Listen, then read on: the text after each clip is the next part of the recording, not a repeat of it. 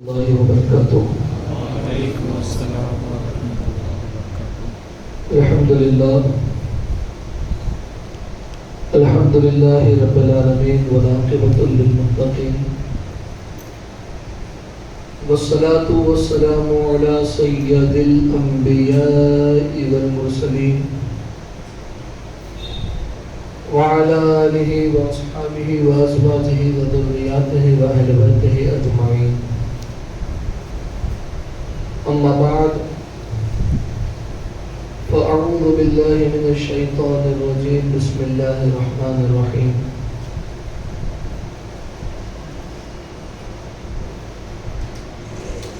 ان ھذا لہو البلاء المبین، صدق اللہ العظیم۔ آئیے سب سے پہلے ہم اور آپ مل کر بارگاہ رسالت میں جی جان لگا کر عقیدت و محبت کے ساتھ غربت خطرہ میں آرام فرمانے والے آقا، لمبے لمبے ہاتھوں سے بھیک دینے والے داتا،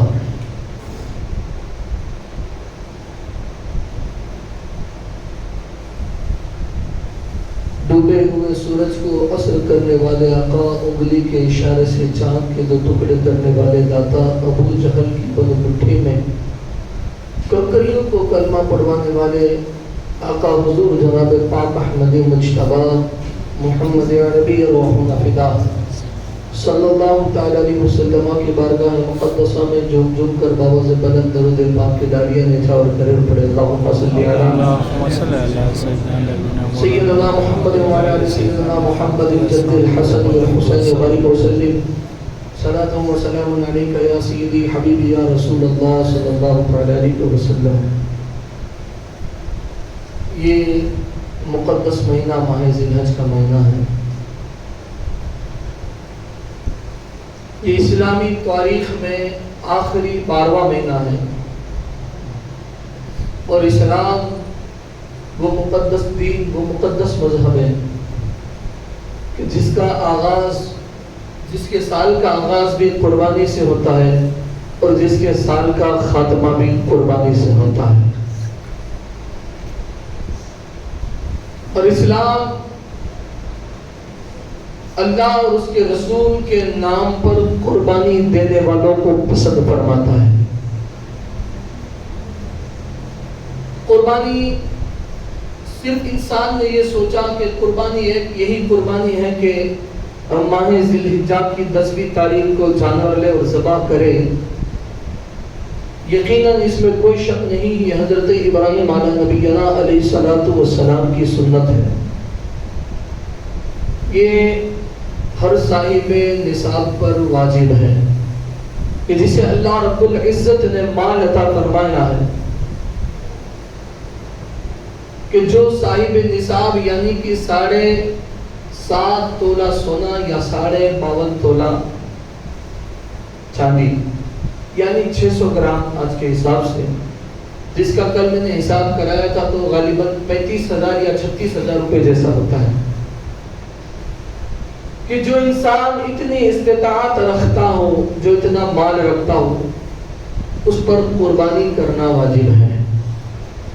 یعنی کہ جو اس حال میں، اس دور میں 35,000 روپیہ جیسی رقم یا اس رقم کا سونا چاندی جس کے پاس موجود ہو، وہ بندہ، اس بندے پر قربانی واجب ہے۔ زکوٰۃ میں یہ شرط ہے کہ اس مال پر 1 سال گزر جائے، یعنی کہ جس بندے کے پاس آج اگر زکوٰۃ کا مال ہے، آج جس کے پاس 50,000 60,000 روپیہ یا سونا اتنا ہے، اگر آتے سال تک وہ مال اس کے پاس یا اس سے زیادہ ہے تو اس پر زکوٰۃ فرض ہے۔ لیکن قربانی میں یہ نہیں کہ جس کے پاس اتنا مال ہو اور سال گزر جائے تو ہی زکوٰۃ فرض ہے، نہیں۔ جس بندے کے پاس آج 8 ذی الحج ہے، آج 8 تاریخ ہے، ابھی تک اس کے پاس کچھ نہیں، عید کے 3 دنوں میں بھی اگر اس بندے کے پاس اتنا مال یا اتنا وہ مالک کے نصاب ہو گیا تو اس حال میں بھی اس پر قربانی واجب ہو جائے گی۔ اب جو نہ کرے تو یہ پھر اس کا مسئلہ، اللہ کے رسول علیہ السلام نے تو فرمایا کہ جس پر قربانی واجب ہو، سنیں حضور فرماتے ہیں کہ جس پر قربانی واجب ہو اور پھر بھی وہ قربانی نہ کرے تو حضور فرماتے ہیں کہ وہ ہماری عیدگاہ کے قریب بھی نہ آئے. آپ نے عید کی نماز اٹھو کہ ہم خود مذہب کو بات دیا کہ نہیں ہوں رہی گا تو اللہ نے رسول تے એવું કહી દીધું કે જેની પર વાજીબો ને કુરબાની ન કરે ને તેને આ ધક્કો ખાવાની જરૂર નથી. એટલે કે સરકારે એમ કીધું કે અમારી ઈદગાહ ની પાસે પણ ન આવે, हमारी ईदगाह के करीब भी ना आए, सरकार फरमाते हैं. अब अल्लाह माशाल्लाह इतनी कौम में से कितने होंगे, हमें गौर करना चाहिए और इस पर अपनी फिक्र को लाहिक करना चाहिए. और फिर वो साहिब माल कि जिनको अल्लाह ने नवाजा है, जो हर हाल में इतनी इस्तिताअत रखते हैं कि वो एक जानवर लेकर खरीद कर उसे कुर्बान कर सके, लेकिन फिर भी अल्लाह माशाल्लाह उसकी दुआ तो अल्लाह की बारगाह में ये होती है कि अल्लाह ये दे दे वो दे दे, अभी ये कम है वो कम है. लेकिन जब अल्लाह के नाम पर यानी अल्लाह की राह में देने की बारी आती है कि जबकि वो इतना माल रखता है कि वो जानवर खरीद कर अल्लाह की राह में कुर्बान कर सके, लेकिन फिर भी वो वक्त पर ढूंढता है कि कहीं गोश्त बगैर की यानी भले गोश्त ना मिले, लेकिन अगर 1500-1700 रुपये हिस्से में अगर कहीं नाम मिल जाता है तो चलेगा. तो अल्लाह को इसी कुर्बानियों की कोई जरूरत नहीं. अल्लाह हमारा मोहताज नहीं है, वो वहदहू ला शरीक है.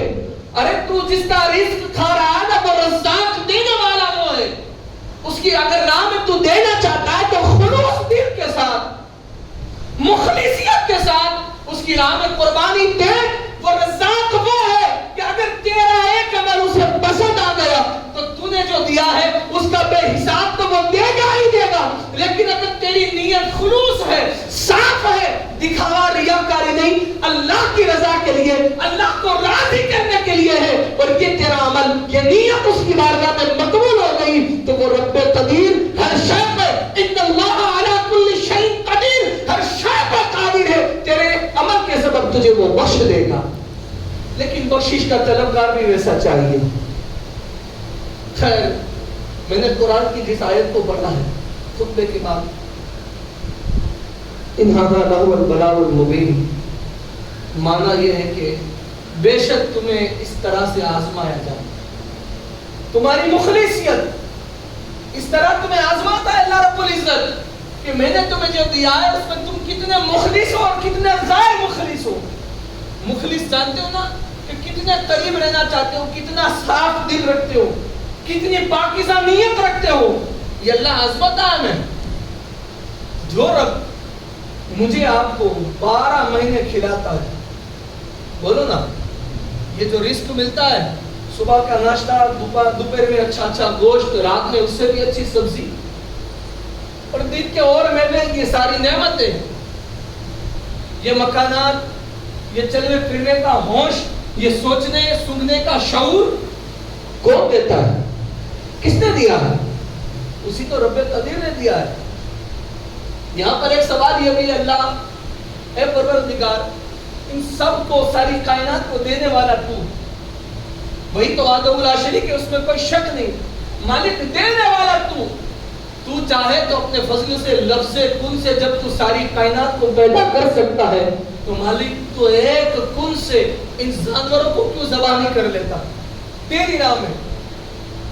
सवाल है ना कि जब देता हो तो वो क्यों नहीं करता है? तो बंदों को इसलिए कि वो चाहे तो सब कुछ, कोई शय नामुमकिन नहीं, हर मुमकिन और हर नामुमकिन को पैदा करने वाला वो है. लेकिन वो इस तरह बंदों को अता फरमाकर फिर बंदों को आजमाता है कि मैंने इस बंदे को मालिक निसाब या साहिब माल बनाया है. अब मेरे दिए हुए माल में से मेरी तरफ से जो फरमान है कि मेरे खलील इब्राहिम की सुन्नत को अदा करे, मेरे हबीब अलैहिस्सलातु वस्सलाम ने जिस तरह उस सुन्नत को अदा किया, अब बंदे भी मेरी राह में कुर्बानी दे. तो अब मैं देखता हूँ कि मैंने जिसे अता फरमाया है, मैं उसे आजमाता हूँ कि अब वो मेरी राह में किस तरह देने के लिए तैयार है. जब मैंने उसे सब कुछ दिया है, अब उसका दिल, उसकी इखलास, उसका खुलूस, उसकी नीयत किस तरह है मेरी राह में देने में. तो फिर कोई होता है तो ये होता है कि घर में खाना भी मैसर न हो, लेकिन अगर आ गया तो अल्लाह की रज़ा के लिए, अल्लाह की रज़ा के लिए कुर्बान कर देता है, तो मालिक उसे दुनिया में, कायनात में, आखिरत में एक मकाम खास से नवाज देता है. और कोई वो भी होता है कि जिसके खजानों की चाबियां اونٹ پر لاد کر لے جائی جائے لیکن رب کی طرح میں دینے کی بات آئے تو نہ دے تو اللہ اسے قارون بھی بنا دیتا ہے. یہ اللہ کی قدرت ہے. اب اس راہ میں اللہ نے جسے دیا ہے جو مالک نصاب ہے وہ اللہ کی راہ میں قربانی ضرور کرے. پھر سال پر یہ بھی قربانیاں دے کہ اپنی نفرتوں کو قربان کرے. سب سے پہلے رشتہ داروں میں اگر نااتفاقیاں ہیں تو اسے بھی قربان کرے اور محبت میں تبدیل کرے. دشمنی ہے تو اسے بھی قربان کرے اور قرابت داری میں تبدیل کرے. کسی کے بارے میں اگر دل میں کوئی چوٹ آئی ہے تو اسے بھی قربان کرے اور اس سے واپس دل کو ملا لے.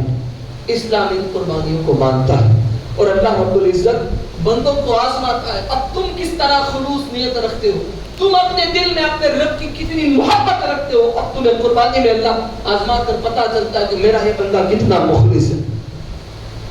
جیسے انسان کے لیے کائنات میں دو چیزیں سب سے عزیز ہوتی ہیں. دو چیزیں سب سے عزیز ہوتی ہیں. ایک ہوتا ہے مال اور دوسری ہوتی ہے اولاد, ہے نا. اب قرآن اٹھاؤ, میں نہیں کہتا ہوں, یہ دو چیزیں مجھے آپ سب کو پیاری ہیں. اور یہ دو چیزیں کیا ہے بتاؤں, انما اموالکم واولادکم فتنہ. قرآن کی آیت میں نے پڑھی, اللہ فرماتا ہے کہ مال اور اولاد فتنہ. ان دو چیزوں کے لیے انسان ایمان تک کو چھوڑ دیتا ہے. ایسے بھی لوگ ہیں نا کائنات میں 99% شاید ایسے ہوں گے. اللہ ہمارے ایمان کی حفاظت فرمائے. اسی لیے تو میرے مولا کائنات ہمارے آقا و مولا مشکل کشا شیر خدا کرم اللہ تعالی وجہ کریم رات کے عالم میں ایک مصلی پر بیٹھے ہوئے تھے اور دنیا کا گمان یا خیال آیا اور مولا کائنات نے ایک بار دو بار نہیں بلکہ پورے 3 مرتبہ یہ فرمایا تھا, اے دنیا سننا مسلمانوں, علی کے نام کا اور محبت کا دعویٰ کرنے والوں, حضور کے عشق کا دم بھرنے والوں, سننا. مولا کائنات فرماتے ہیں کہ مولا کائنات نے رات کے عالم میں اس مصلی پر بیٹھ کر اپنے رب کی رضا کے لیے اس دنیا کا حکم دے دیا, اے دنیا جا, میں تجھے ایک ساتھ 3 مرتبہ طلاق دیتا ہوں.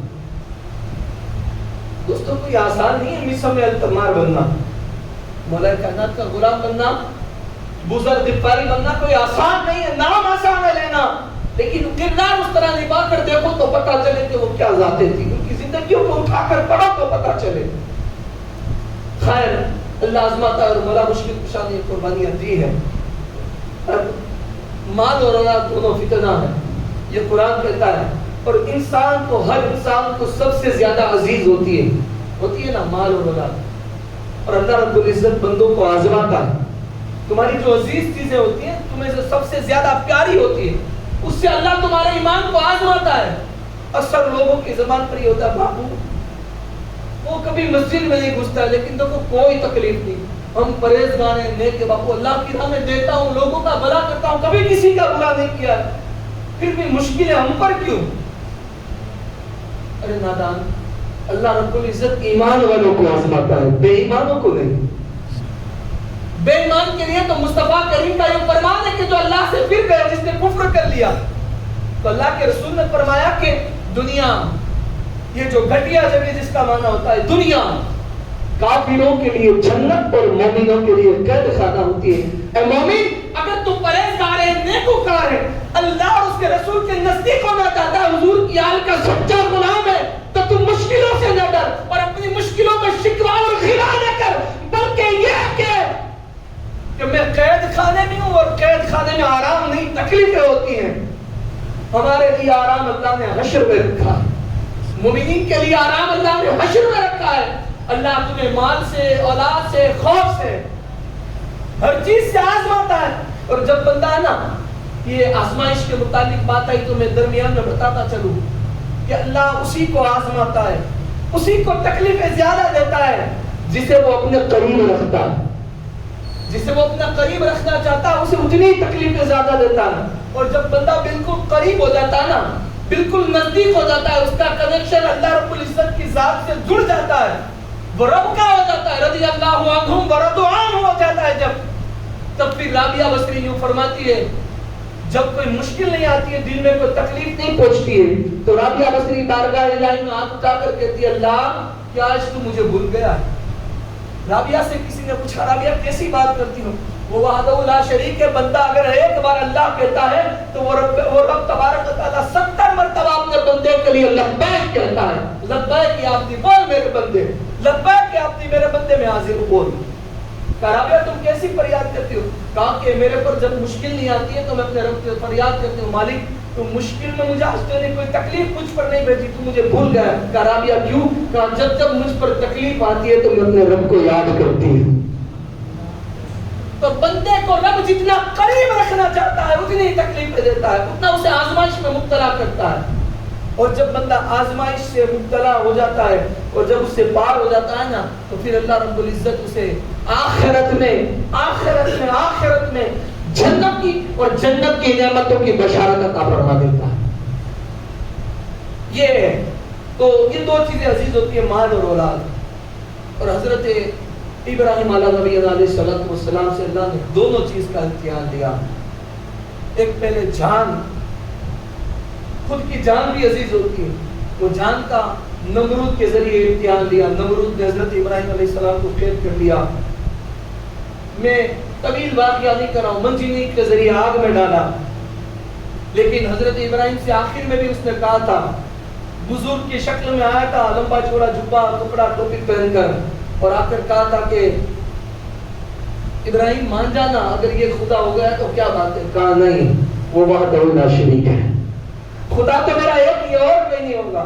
بالآخر منجنیق کے ذریعے حضرت ابراہیم علیہ السلام کو جب آگ میں ڈالا گیا اور عقل نے پوچھا تھا نا کہ عقل بولی بڑی شے جان ہے، عشق بولا یار پر قربان ہے. آ کر فرشتوں نے بھی کہا تھا کہ جبریل آ کر آئے تھے اور عرض کی تھی ابراہیم علیہ السلام حکم فرمائے اگر کوئی پیغام ہے تو رب کی بارگاہ میں. تب حضرت ابراہیم رکے نہیں تھے، اس منجنیق پر چڑھے تھے، نیچے آگ دہتی ہوئی آگ کے شعلے بات کر رہے تھے. تب ابراہیم نے یوں کہا تھا، وہ جانتا ہے میرا رب جلیل کہ آگ میں جاتا ہے اس کا خلیل. بس اتنا کہہ کر حضرت ابراہیم نے چھلانگ لگا دی آگ میں، اور اللہ رب العزت نے اس آگ کو، نارے نمرود کو حضرت ابراہیم علیہ السلام کے لیے گلزار بنا دیا. پھر دوسری آزمائش اولاد کی رہی. اللہ کی راہ میں قربانی کرو. حضرت ابراہیم علیہ السلام نے 3 دن تک مسلسل، پہلے کچھ 400 اونٹ، پھر 100 اونٹ، بکرے سب کچھ ذبح کر دیا. پھر بالآخر بتایا گیا کہ اپنے بیٹے کی قربانی دو. یہ واقعہ میں بھی نہیں بتاؤں گا، انشاءاللہ عید کے دن جب نماز ہوگی ہمارے یہاں اس میں انشاءاللہ میں بات مختصر سے وقت میں بیان کروں گا. آج بالآخر یہ کہ ابراہیم علیہ السلام نے وہ ساری قربانیاں دی جو آج ہم پر قربانی لازم ہو گئی. آج اگر اللہ نے جنہیں نوازا ہے تو ان لوگوں سے یہ گزارش کہ وہ اللہ کی راہ میں قربانی ضرور کریں. اور یہ تمہارا مال جو ہے نا وہ ضائع نہیں ہے. اور قربانی ہو سکے تو میں کہتا ہوں گھر پر قربانی کرنے کی بہت ساری حکمتیں ہیں. آج جو ہماری نسلوں میں بزدلی آئی نا، بزدلی جانتے ہو نا، یہ ڈرپوک پن، یہ بزدلی کا کارن ہے کہ ہم دین سے دور ہو گئے.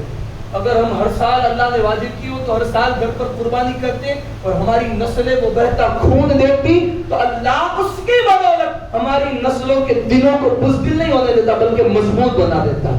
یہ قربانی میں اپنے گھروں پر خون بہانے کی یہ حکمت ہے.